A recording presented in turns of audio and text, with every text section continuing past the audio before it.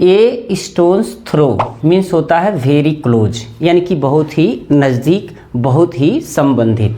अब stone close, stone का मतलब होता है पत्थर।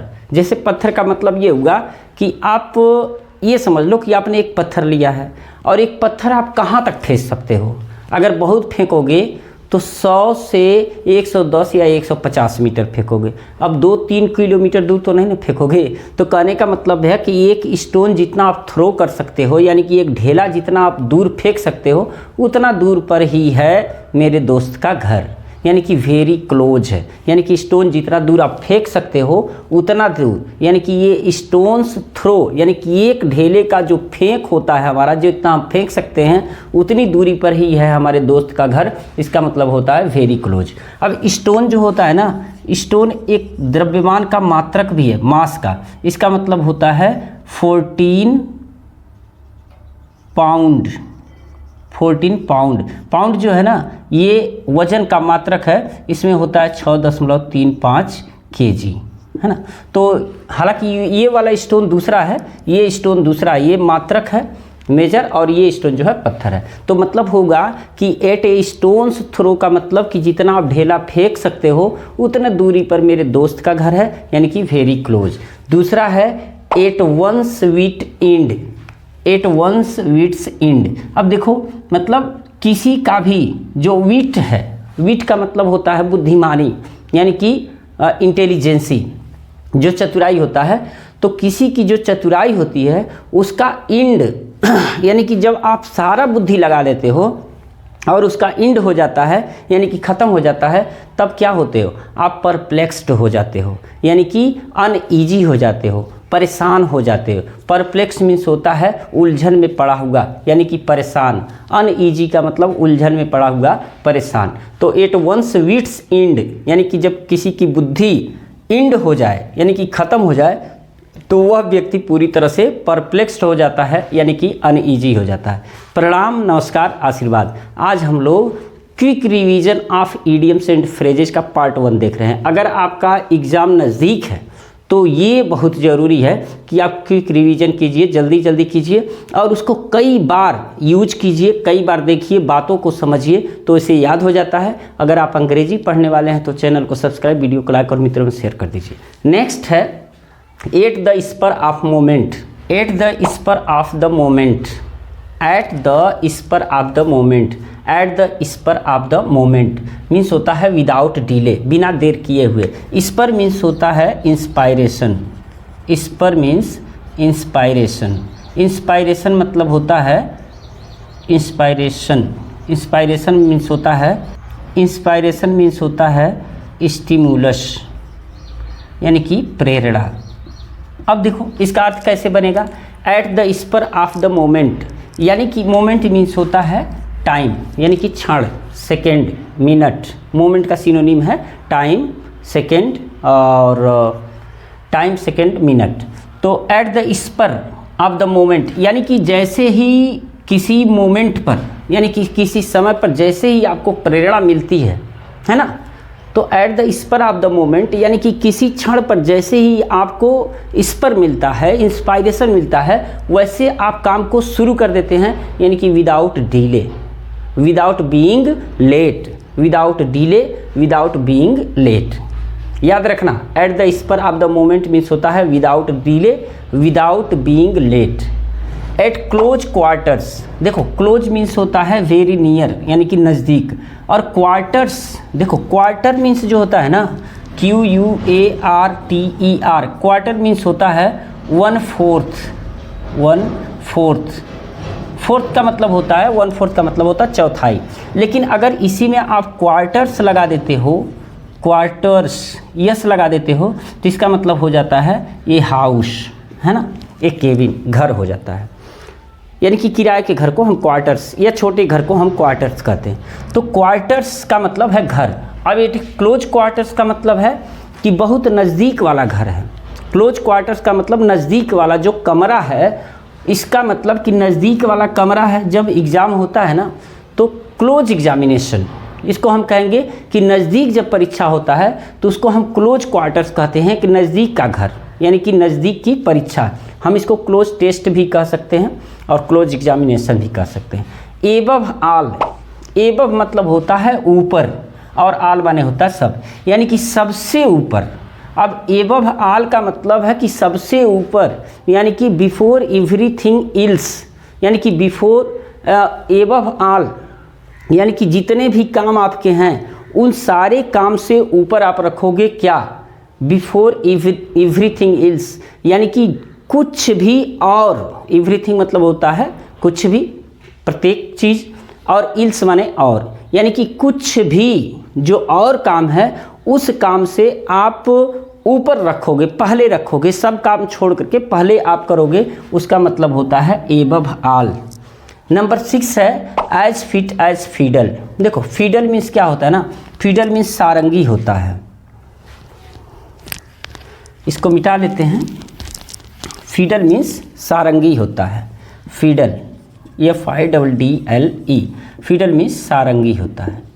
बेला भी होता है, बेला बजाना भी होता है, तो बेला नहीं समझ में आएगा लेकिन सारंगी आएगा। जैसे जोगी यो नहीं बजाते हैं, योगी जो बजाते हैं सारंगी, फिल्मों में भी दिखाया जाता है। तो एज फिट, वो फिट होता है ना, फिट का मतलब होता है सेट होता है, बहुत शानदार होता है, तो उतना फिट होता है एज ए फीडल। जैसे मान लो कि कोई इतना फिट हो जैसे फीडल, यानी कि कोई इतना चुस्त दुरुस्त हो जैसे सारंगी, यानी कि स्ट्रॉन्ग एंड हेल्दी, उसको बोलेंगे as fit as fiddle. At random, random means होता है सडनली, अचानक। तो कोई भी काम जब करेगा ना, एट रैंडम काम करेगा तो उसका कोई एम नहीं होगा, कोई पर्पज नहीं होगा, कोई टारगेट नहीं होगा।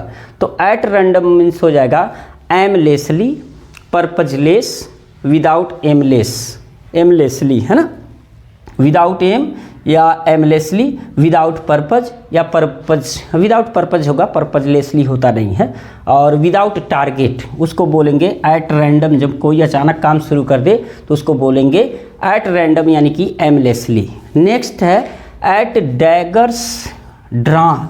ये ड्रा है, ड्रा का मतलब होता है स्थगित होना, बराबर हो जाना, equal, to be equal, draw. जैसे नहीं होता है कि भारत और पाकिस्तान का मैच हुआ लेकिन कोई हार जीत नहीं हुआ, ड्रा हो गया, तो ये ड्रा है। ड्रा मतलब होता है टू बी इक्वल, या not to be have any result, यानी कि कोई परिणाम न होना।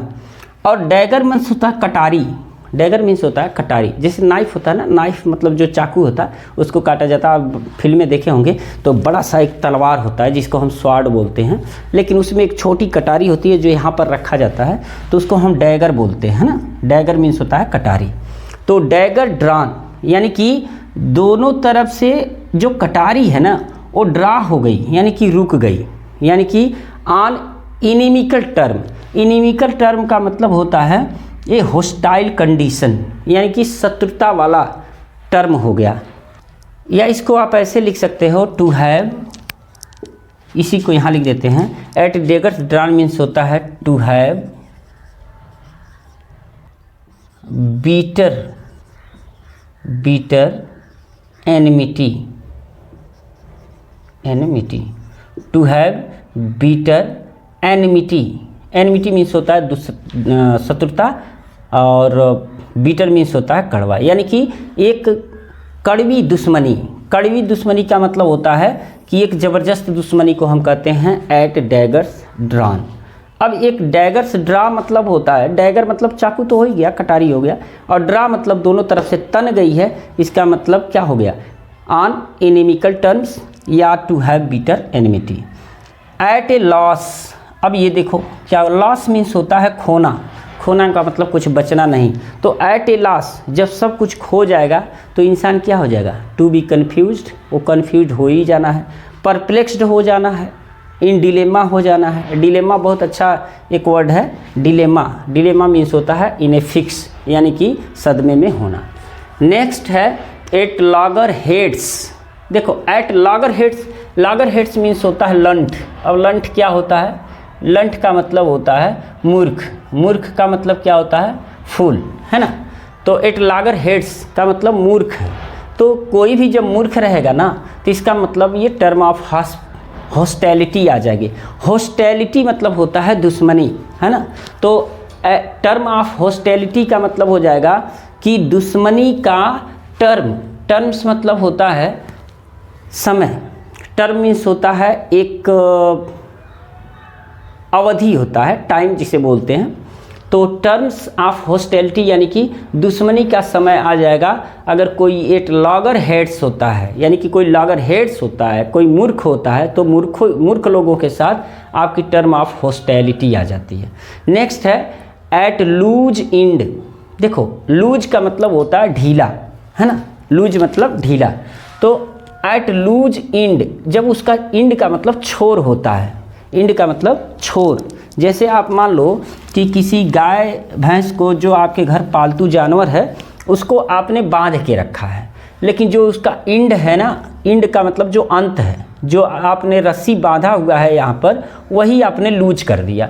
तो जब लूज कर देंगे तो इसका मतलब कि वो आइडल हो जाएगा, यानी कि आलसी हो जाएगा, कुछ भी करने के लिए मन करेगा तो करेगा, नहीं मन करेगा तो नहीं करेगा, या अनऑक्यूपाइड हो जाएगा। ऑक्यूपाई मतलब होता अनऑक्यूपाई है, अनऑक्यूपाई मतलब होता है कि जो कब्जे में ना किया जा सके। जैसे मान लीजिए कि आपने कोई एक रस्सी है, उसका जो इंड है उसको आपने लूज कर दिया है, इसका मतलब है कि वो ऑक्यूपाई नहीं है, आपके अधिकार क्षेत्र में नहीं है, अनऑक्यूपाइड है, यानी कि पूरी तरह से आज़ाद है। एट ओट्स, देखो ओट्स जो होता है ना, ओट्स का मतलब ही क्वेरल होता है ना, क्वेरल माने होता है झगड़ा, झगड़ा का मतलब फाइट, और फाइट का मतलब डिस्प्यूट। तो ओड मतलब झगड़ा होता ही है, ओट्स, जो ओट्स है ना, इसका मतलब झगड़ा होता ही है। तो एट ओट्स मतलब झगड़ा, तो इन डिस्प्यूट माने भी झगड़ा, कोई दिक्कत नहीं है। At cross purpose, at cross purposes है, at cross purposes, cross means होता है तिरछा, है ना, और परपोजेज मीन्स होता है प्रस्ताव। तो एक मान लो आप ऐसा एक प्रस्ताव रखो, प्रपोज रखो, एक ऐसा पर्पज रखो, सॉरी ये पर्पज है, मैं प्रपोज बोल रहा हूँ, पर्पज, एक ऐसा पर्पज रखो, एक ऐसा उद्देश्य रखो ना जो तिरछा हो। तिरछा का मतलब आप सीधा प्रस्ताव नहीं रखते हो, कभी इधर से बतियाते हो, कभी इधर से बतियाते हो, कभी और तरीके से बतियाते हो। तो ये क्रॉस पर्पज का मतलब है कि अगर आपका इंटेंशन जो है ना, जो इरादा है वो कॉन्फ्लिक्ट वाला है, यानी कि मतभेद करने वाला है। जब किसी आप पर्पज को सही रूप से नहीं रखोगे, क्रॉस करके रखोगे, इधर से बतियाओगे, उधर से बतियाओगे, इसका मतलब ये है कि हैव कॉन्फ्लिक्टिंग इंटेंशन। इंटेंशन का मतलब है कि आपके बीच मतभेद वाला इरादा है।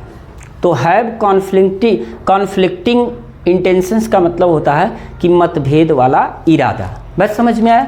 फिर से देखो, एक क्रॉस पर्पजेस का मतलब है कि हैव कॉन्फ्लिक्टिंग इंटेंशन, यानी कि मतभेद वाले इरादे रखना या होना, क्रॉस पर्पज का मतलब है। नेक्स्ट है एट एन आर्म्स लेंथ। अब देखो आर्म्स का मतलब होता है ना बाँह, भुजा जिसे बोलते हैं, हैंड ये जो है ना, तो इसका मतलब है कि एट एन आर्म्स लेंथ, यानी कि एक हाथ की दूरी बनाए रखो भाई, किसी से भी एक हाथ की दूरी बनाए रखो। इसका मतलब हो गया to keep evil or danger at a distance, यानी कि किसी भी एविल को, एविल मीन्स होता है बुराई, और डेंजर मतलब होता है खतरा। तो किसी भी खतरे को आप एक डिस्टेंस पर रख रहे हो, एक दूरी पर रख रहे हो। यानी कि ये बुजुर्गों ने कहा है कि बुराई से और खतरे से, बेकार लोगों से एक हाथ की दूरी बना के रखो। इसका मतलब है एट एन आर्म्स लेंथ का मतलब है कि टू कीप एविल, यानी कि बुराई को रख देना या खतरे को रख देना, कहाँ, एक दूरी पर रख देना। तो आसान है, याद हो जाएगा। To beat about the bus, बस मतलब होता है झाड़ी, है ना। अब क्या करना है कि झाड़ी में आप पीट रहे हो, यानी कि जो मेन पॉइंट है ना उससे आप स्ट्रे हो रहे हो। स्ट्रे मतलब होता है घुमा घुमा करके कहना, स्ट्रे मतलब आवारा भी होता है। तो to beat about the bus, जो झाड़ी है यानी कि जो बांस है, जो खरपतवार है, उसमें आप पीट रहे हो झूठ में, जिसका कोई मतलब नहीं है। इसका मतलब है कि बीट अबाउट द बस का मतलब है to stray from main point, यानी कि जो मेन पॉइंट है, मेन मुद्दे की बात है, उससे आप अलग बात कर रहे हो। यानी कि to beat about the bush का मतलब to stray about the main point, to stray from the main point. After one's own heart. अब देखो after one's own heart, one's मतलब होता है किसी का खुद का जो हार्ट है ना, जो दिल है, उसके बाद यानी कि जो दिल के पार हो जाता है, यानी कि आप ऐसे कहो कि जब हम किसी को दिल से चाहने लगते हैं, ओन हार्ट से चाहने लगते हैं, तो इसका मतलब है कि किसी का पसंद होता है वो। यानी कि पता चला कि आप अभी सब काम आप अपने माइंड से कर रहे थे, लेकिन जब दिल से करोगे ना, आफ्टर वंस ओन हार्ट, अपने खुद के दिल से करोगे, तो इसका मतलब है कि वो किसी की चाहत हो सकती है, वो किसी की पसंद हो सकती है। यानी कि आफ्टर वंस ओन हार्ट का मतलब है टू वंस लाइकिंग। नेक्स्ट है at the bottom of. Bottom means होता है तली, तली का मतलब होता है base, basement. Eight the bottom of का मतलब होता है कि आप एकदम निचले स्तर पर हो। पूरा जो परिवार के, जो आपके फैमिली के जो मेंबर हैं, वो आप सभी लोगों का ध्यान देते हो, आप एकदम तली में हो, हर बात आपसे कही जाती है। एट द बॉटम ऑफ यानी कि एकदम तली में हो, नीचे हो, इसका मतलब है कि आप हर चीज़ के रिस्पॉन्सिबल हो, यानी कि उत्तरदायी हो। तो to be responsible, at the bottom of का मतलब होता है to be responsible. At the bottom of का मतलब होता है to be responsible. At large, at large का मतलब है, लार्ज मतलब होता है बड़ा स्तर, है ना। लार्ज का मतलब होता है वास्ट, गिगेंटिक, है ना, विस्तृत होता है। तो एट लार्ज का मतलब होता है रन अवे, भाग जाना। भाग जाना का अब्सकॉन्ड भी होता है और उसको हम इलोप भी कहते हैं। इलोप मीन्स भी होता है भाग जाना। एक वर्ड है स्केप, इसी से है। स्केप माने भी होता है भाग जाना, लेकिन ये चुपके से भाग जाना, और इलोप मतलब भी भाग जाना, रन अवे भी भाग जाना, और अब्सकॉन्ड मीन्स भी भाग जाना।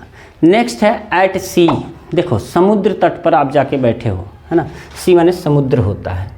तो इसका मतलब हो गया अप्लाई टू पर्सन कन्फ्यूज्ड।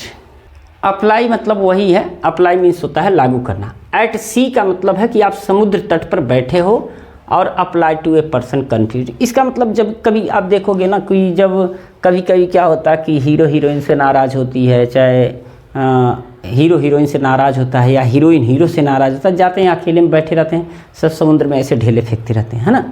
तो इसका मतलब क्या है, एट सी समुद्र तट पर बैठे हो तो अप्लाइड हो, यानी कि पूरी तरह से लागू हो गया है क्या, किसी व्यक्ति पर कन्फ्यूजन का, यानी कि कन्फ्यूज हो, वो परेशान है, डिलेमा में है, और पूरी तरह से वो समझ नहीं पा रहा कि क्या स्थिति करें, तो क्या स्थिति होगी। तो apply to a person confused, at sea का मतलब है apply to a person confused. Next है एज्यूम एयर्स। देखो एज्यूम मीन्स होता है एडमिट। एडमिट मतलब होता है स्वीकार करना या बनाना, है ना, अपने आप को मानना। तो एज्यूम का मतलब होता है मानना। और एयर, एयर मतलब हवा होता है, बट एयर्स मतलब हाव भाव होता है ना, यानी कि जैसे नहीं सब कहते हैं कि अरे बहुत हाव भाव बना रहे हैं, तो एज्यूम एयर्स का मतलब है हाव भाव बनाना, यानी कि अपने आप को प्रिटेंड करना, ऐसे प्रिटेंड करना जैसे आप सुपीरियर हो, यानी कि अपने आप को प्रिटेंड करना, सुपीरियर बनाना। एज्यूम एयर्स यानी कि हाव भाव बनाना, इसका मतलब है कि टू प्रिटेंड सुपीरियर, यानी अपने आप को बेहतर बनाना है, अपने आप को बेहतर दिखाना है कि लोगों में मैं ये हूँ वो हूँ, उसी को बोलते हैं assume airs. To bear the brunt of. देखो बर्न मतलब होता है जलना, तो बर्न्ट यानी कि जला हुआ। अब जले हुए चीज़ को आप बियर कर रहे हो, बर्दाश्त कर रहे हो, to bear the brunt of, इसका मतलब है टू इंड्यूर द कैलामिटी और डिफरेंट सिचुएशन, यानी कि आप कैलेमिटी को बर्दाश्त कर रहे हो, दुख विपदा को बर्दाश्त कर रहे हो, एंड डिफरेंट सिचुएशन, और विषम परिस्थिति में जी रहे हो। तो इसका मतलब है to bear the brunt of का मतलब टू इंड्योर द कैलेमिटी, यानी कि कैलेमिटी मतलब होता है आपदा, विपदा, कष्ट। तो कैलेमिटी को इंड्योर कर रहे हो, और डिफरेंट सिचुएशन को, यानी कि जो परिस्थितियाँ आपसे अलग हैं, डिफरेंट है, उसको आप इंड्योर कर रहे हो, यानी कि उसको बर्दाश्त कर रहे हो, ऐसे सिचुएशन को कहते हैं to bear the brunt of. At one's beck and call. At one's beck and call, beck मतलब होता है बेक, बेक मीन्स होता है इशारा। At one's beck and call, beck means होता है इशारा, और कॉल माने होता है बुलाना, यानी कि जब कोई ऐसा बेक करे, इशारा करे, हिंट करे और कॉल करे, तो इसका मतलब ये है कि एट वंस कमांडो, कोई ना कोई आपको आदेश दे रहा है ना, कोई बुलाए और कुछ इशारा करे, तो इसका मतलब है कि वो आपको कमांड कर रहा है। कमांड मतलब होता है आदेश, कमांड मतलब होता है नियंत्रण, वो आपको आदेश दे रहा है या नियंत्रण दे रहा है। तो ईडियम्स एंड फ्रेजेस, खास करके हमने ऐसे ईडियम्स फ्रेजेस लिए थे जो जल्दी याद नहीं होते हैं। तो ऐसे क्विक रिवीजन हम लोग देखते रहेंगे। नेक्स्ट मिलेंगे हम आपसे quick revision of idiom and phrases next part में। अगर आप चैनल पर नए हैं तो सब्सक्राइब, वीडियो को लाइक और मित्रों में शेयर। मिलते हैं नेक्स्ट वीडियो में। प्रणाम।